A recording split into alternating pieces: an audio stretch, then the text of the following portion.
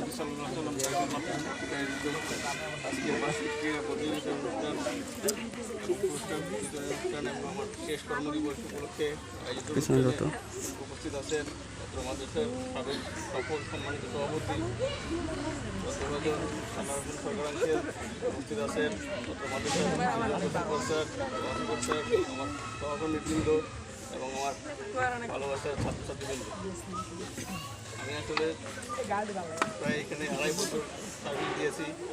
আমার বাসা এখান থেকে প্রায় 450 কিলোমিটার দূরে থেকে আসছিলাম। আমি ভাবছিলাম যে জায়গাটা একটু অত্যন্ত কষ্ট মনে হয়েছিল প্রথমে, পরে যখন দিন গড়াতে শুরু করছে আস্তে আস্তে এই জায়গাটার প্রতি একটা ভালোবাসা কাজ করছে।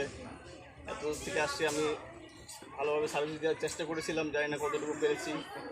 স্টুডেন্টদের অনেক বকাবাদি করছি, অনেক সময় মারপিট করছি ভালো উন্নতির জন্য। আমার ব্যবহারে যদি তোমরা কেউ কষ্ট পেয়ে থাকো, আমি মাপ চাচ্ছি, আল্লাহর রাস্তায় মাফ করে দেবা। এবং আমার সহকর্মীবৃন্দের কাছে যদি আমি কোনোদিন খারাপ ব্যবহার বা আমার কথায় কেউ কষ্ট পেয়ে থাকেন, আল্লাহর রাস্তায় মাফ করে দেবেন।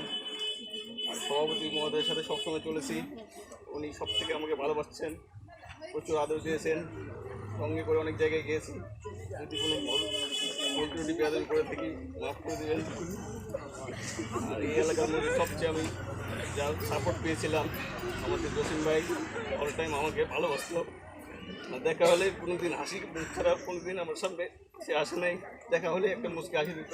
তাকে খুব চরমভাবে মিস করবো আমি, প্রায় সবাইকে মিস করবো। Saina madam, Shariful madam, Salman sir, Rahman sir, Samad sir, সবচেয়ে মুরব্বী আমার দাদার বয়সী সুপার স্যারকে তো মিস করবো, সভাপতি আঙ্কেলকে মিস করতেছি, সুপার স্যারকে প্রচুর মিস করতেছি, মান্নান ভাই, রফিক স্যার, মোস্তফা ভাই, রোশন ভাই, সবার প্রতি আমার থাকলো আন্তরিক ভালোবাসা। আমার জন্য দোয়া করবেন, আমি যেখানে যাচ্ছি কর্মস্থলে যেন ভালোভাবে সার্ভিস দিতে পারি।